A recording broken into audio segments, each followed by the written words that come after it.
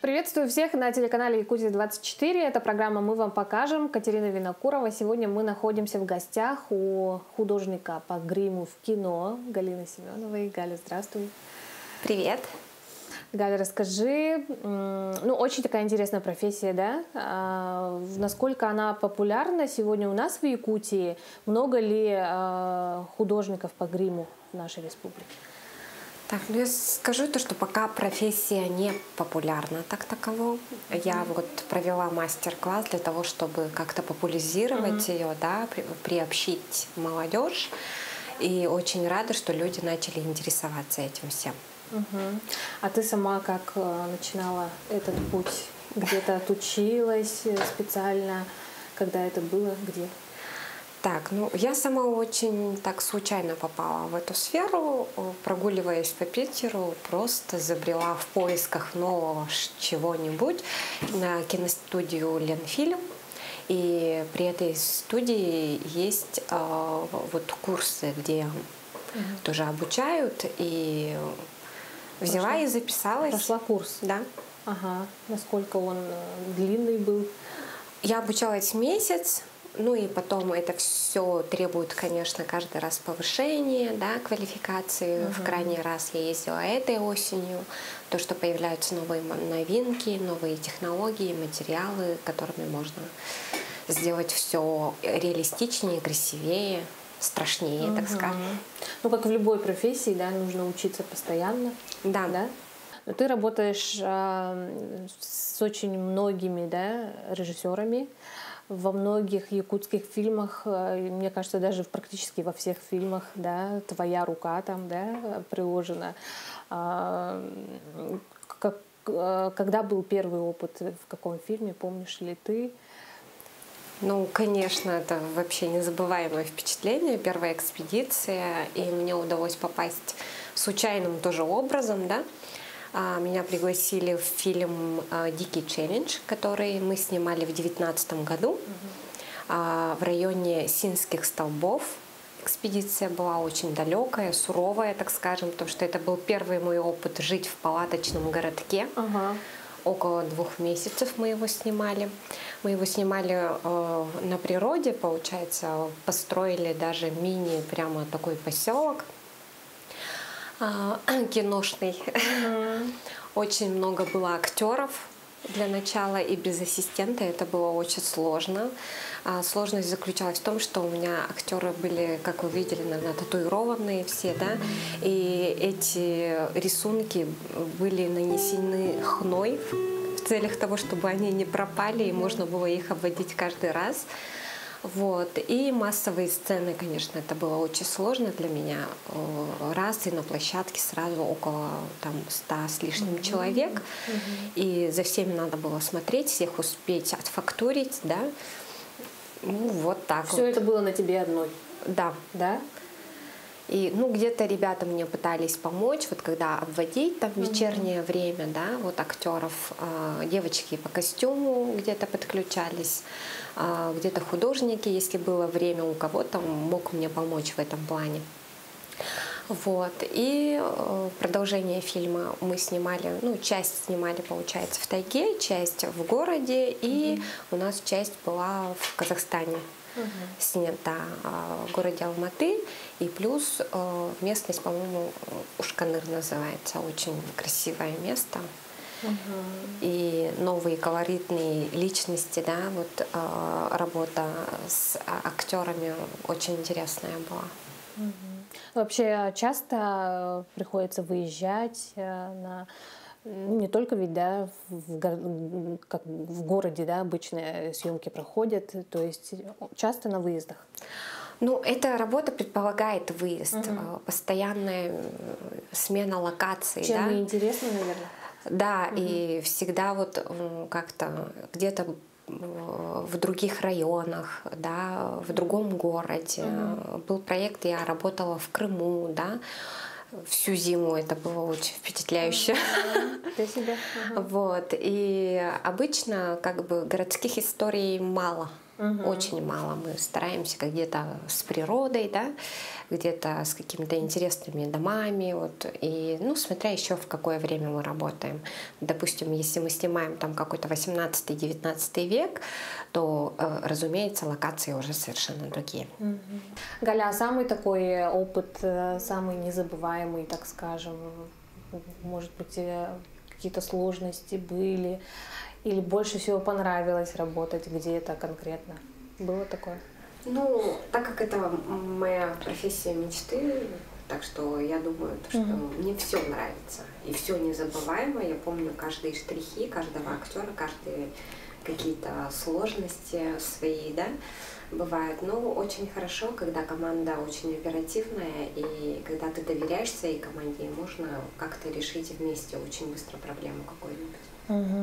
А самая такая работа, может быть, именно вот по гриму, что понравилось, с кем понравилось? Сложности? Или, ну вот сложно было работать, наверное, в условиях, когда у тебя материал не совсем подходит к работе, да?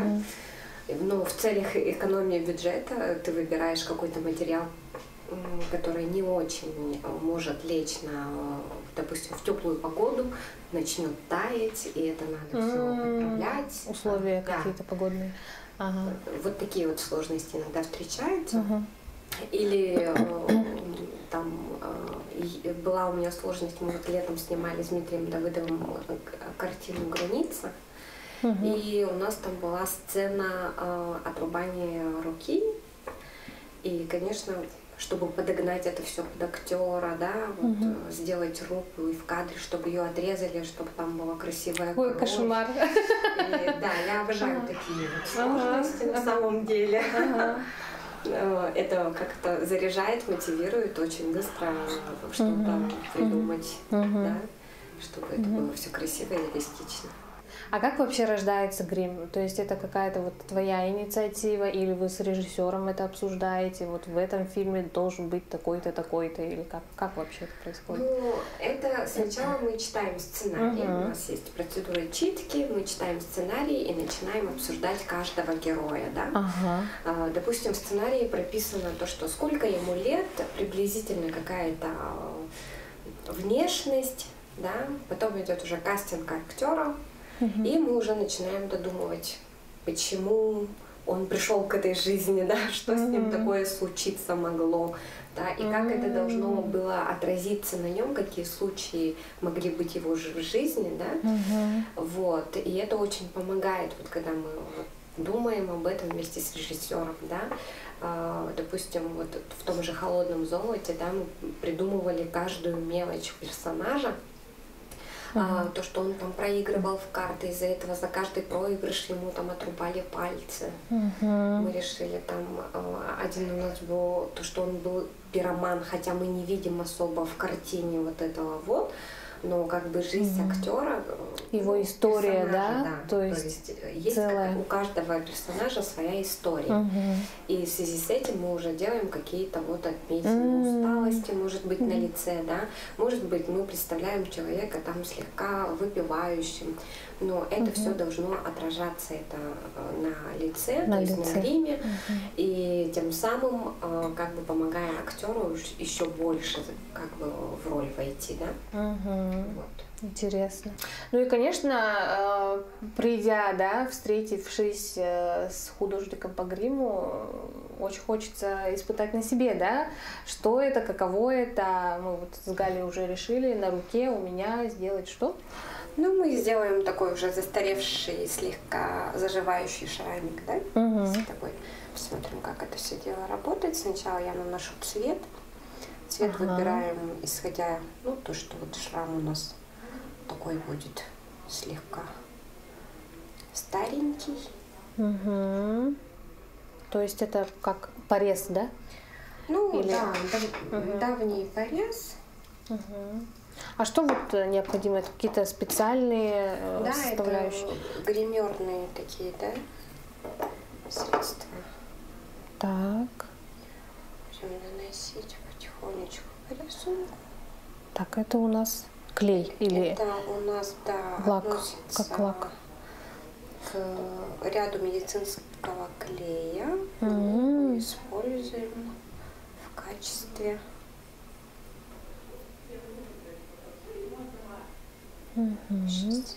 форм.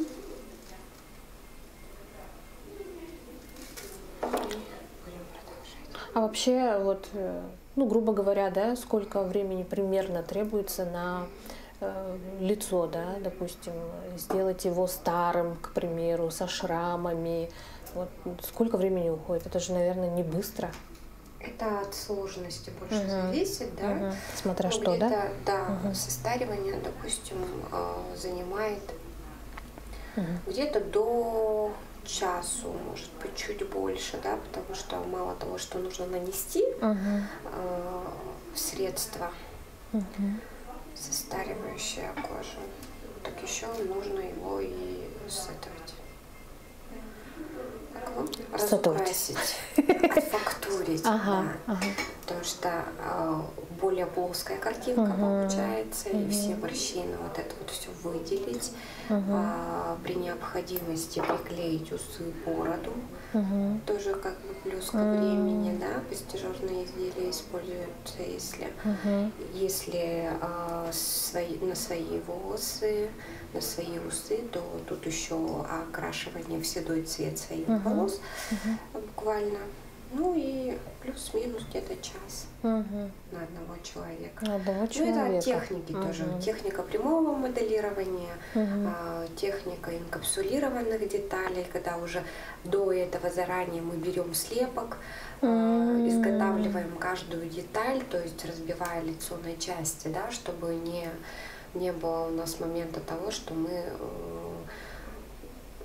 могли лишить актера мимики. Да, потому что в этом всем очень сложно это сделать. Как бы мимика очень сильно страдает в этом плане. А есть такая работа, которой ты особенно гордишься?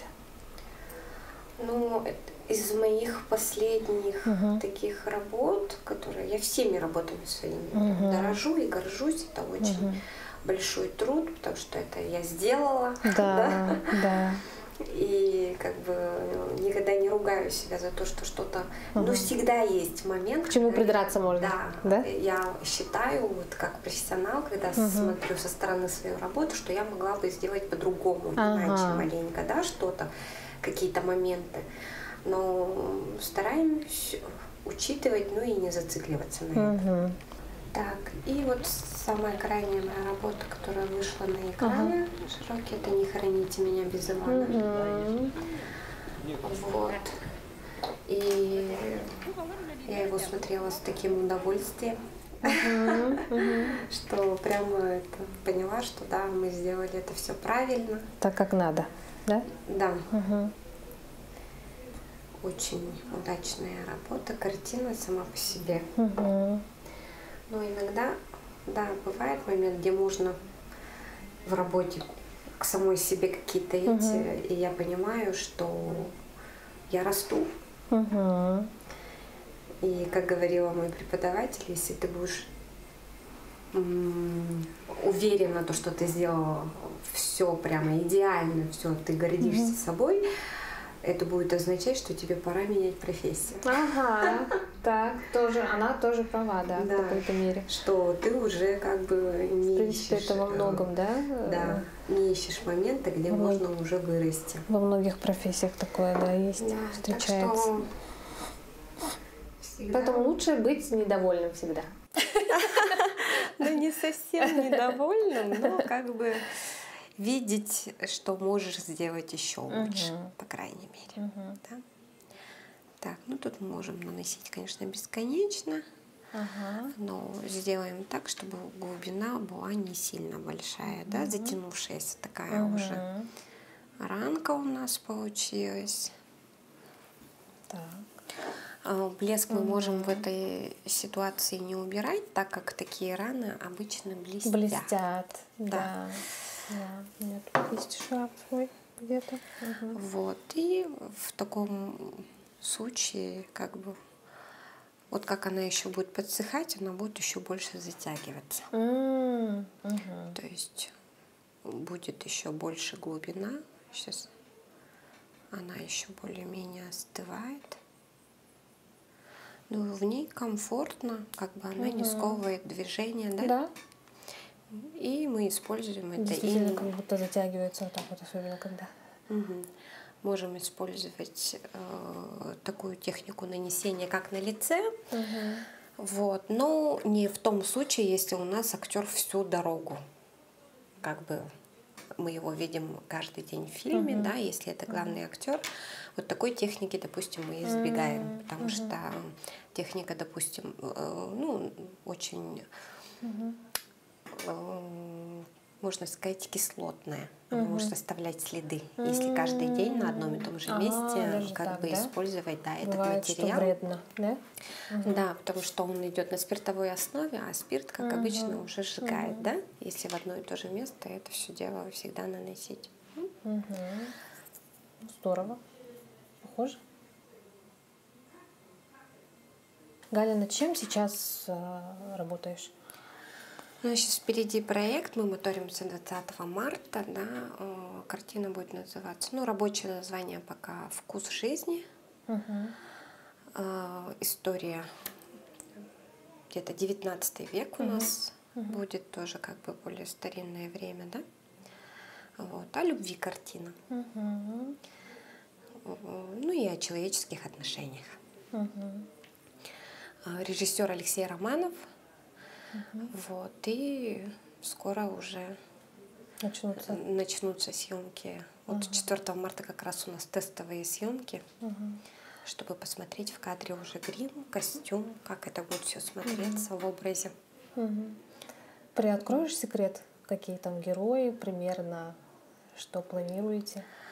Ну, я, наверное, скажу то, что это будет связано с произведением Маппа. То есть это прямая связь с этим произведением. Интересно. Вот. Ага. А как вообще выбираешь ли ты с кем-либо работать из режиссеров, с кем-то тебе особенно нравится работать? Или, в принципе, как идет, куда приглашают? Я выбираю по сценарию. Интересно ли мне это на самом деле, да? Бывает, что неинтересно, да? Есть такие современные картины, где просто нужно там ребят подпудривать, добавлять тон, и как обычно Как-то это... просто, да? Да, мне нравится, конечно, больше менять что-то, больше крови, да, ран, ну, по сложности. Если есть какая-то сложность, это прямо очень удивительно. Вот перед моим мастер-классом в качестве рекламы мы сняли с Петей Хики, получается, ролик, наверное, очень многие его видели. Сделали персонажа из нового сериала Last of Us. В модели у нас выступал Эрхан, певец. Вот. И эта работа как бы привлекла очень большое внимание. Мы этого не ожидали в том плане, то, что здесь, если у нас в республике это особо как-то не вызвало такого большого резонанса, то, что создатели этой игры, по мотивам, который сделал сериал сам, да, они прям даже на своей страничке нас отметили и как бы похвалили нашу работу. Здорово. Да, и это очень как бы подбодрило нас, то, что мы еще можем что-то сделать, каких-то персонажей, да, в своей интерпретации, так скажем. Очень интересная была работа, мы снимали, буквально очень быстро решили это сделать. Пару дней у нас прошло на подготовку, и буквально там за 6 часов мы сняли эту работу. Очень красиво получилось. Галя, ну вот помимо, как ты сказала, планируете съемки, да, в ближайшее время, вообще дальнейшие твои планы? Дальнейшие мои планы — это, наверное, собрать команду. Не наверное, я вот хочу собрать команду, да, потому что сейчас как бы эта индустрия вся очень стремительно развивается. Мне бы хотелось, чтобы у нас были и аниматроники, облегчить задачу ребятам, да, при съемках. Мне бы хотелось, чтобы мы могли восстановить лица прошлых лет, то есть сделать тоже прямые моделирования, вот какие-то, да, То есть это нужна целая лаборатория и целая команда умельцев, начиная от скульпторов, техников, механиков, да, вот это вот все. И это было бы супер. Да, собрать команду, мне кажется, необходимо, да. Тем более профессия, как вот уже сказали мы, да, редкая достаточно. А вот были планы куда-нибудь вообще переехать, приглашали ли куда-нибудь работать за пределы Якутии? Есть компании, с которыми я уже работала здесь, да, то есть у себя на территории, так скажем. А есть люди, которые после просмотра, вот, кстати, вот этого ролика, а также фильма «Не храните меня без Ивана», заинтересовались, да? Да, российские компании поступают по тихое предложение, я их рассматриваю, что-то, какие-то условия мне нравятся, какие-то нет, и как бы будем смотреть, рассматривать все предложения. То есть есть вероятность, что ты можешь по контракту куда-то уехать работать? Ну, оставить Якутию? Совсем бы уезжать, конечно, бы не хотелось. Но попробовать себя в другой команде, да, в других условиях тоже, конечно, интересно. За что ты любишь свою профессию? Потому что это творчество, это фантазия. Я очень люблю читать книги и во время чтения всегда воображать, да, вот, по описанию персонажа. И это очень сильно помогает, кстати, в работе. Из-за этого как бы стараюсь раз в месяц хотя бы одну книгу прочесть, да. Помогает выстраивать образы, да? Образы по описанию, потому что там все ярче описано, да. И когда представляешь, даже бывает такое, что потом видишь экранизацию, и ты с этим не согласен. Потому что ты представила образ этого человека, характер совсем по-другому. Но да, у многих так. Да, у режиссера свое видение на этот счет. Но как бы это очень помогает на самом деле в работе. А вообще мечта твоя? Вот с кем-то поработать, может быть, познакомиться с кем-то из актеров, мировых звезд. Ну, вообще, если о глобальном так говорить. Я считаю, что актер это как пластика, да, это как чистый лист бумаги, который мы можем переделать во что мы хотим. Так что у меня нету вот прямо работать с этим актером бы захотелось на площадке. Мне интересно работать с режиссерами больше. Да, и с какими-то, конечно, вот определенными картинами есть грим-студии, с которыми я бы хотела поработать, ну, в составе команды, да. Это как бы западные, очень интересные, вот новые технологии, их как делаются, да. И из самых таких тоже развитых у нас 2 студии в Москве. Студия Петра Горшенина и Дениса Райкова в Питере. Вот. И вот хотелось бы с ними тоже успеть поработать, как бы, или же попасть к ним на обучение тоже. Вот. Ну, это у меня в планах. Я думаю, что я смогу это все сделать. Да. Да, мне это по силам, мне кажется. Просто выстроить график сложновато. Они проводят обучение в этот раз в год всего и набирают заранее, а тут уже происходит так, что я уже в проекте в этот момент, и просто там бросить все и ехать там на тоже 4 дня учиться тоже невозможно. Вот. Пока не могу подобрать время, но я думаю, что в этом году получится, так как на октябрь, кстати, было в апреле, а я была занята, они перенесли на октябрь, и у меня есть возможность попасть еще. А часто ты проводишь мастер-классы? Мне кажется, вот наши телезрители, посмотрев передачу, заинтересуются и, может быть, захотят взять какие-то курсы.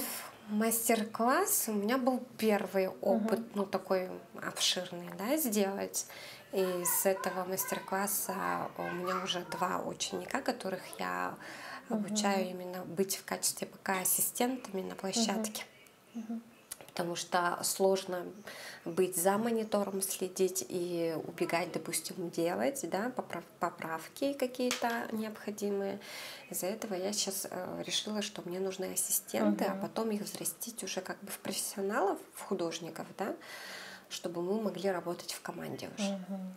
Так что сейчас пока сезон съемочный, пока график не могу составить, но еще планирую. Еще планирую мастер-классы и уже будем как бы набирать уже команду. Да, я думаю, можно найти тебя в социальных сетях, да, если что. Да, в известных всех Написать, социальных позвонить, сетях. связаться. Можно, да. Там есть номер телефона, почта, можно позвонить, написать. Галь, спасибо большое за участие в нашей программе. Я желаю, правда, забрать тебе свою достойную, огромную команду, расти дальше. Спасибо тебе за твою работу, потому что очень, да, зависит все, как зрители видят на больших экранах, да. Твоя заслуга в этом. Да? Спасибо большое. Продолжай в том же духе, вдохновения, творчества и новых открытий. Ну а на этом наша программа подходит к концу. Это была программа «Мы вам покажем». Увидимся в следующий раз еще где-нибудь с кем-нибудь. Оставайтесь с нами.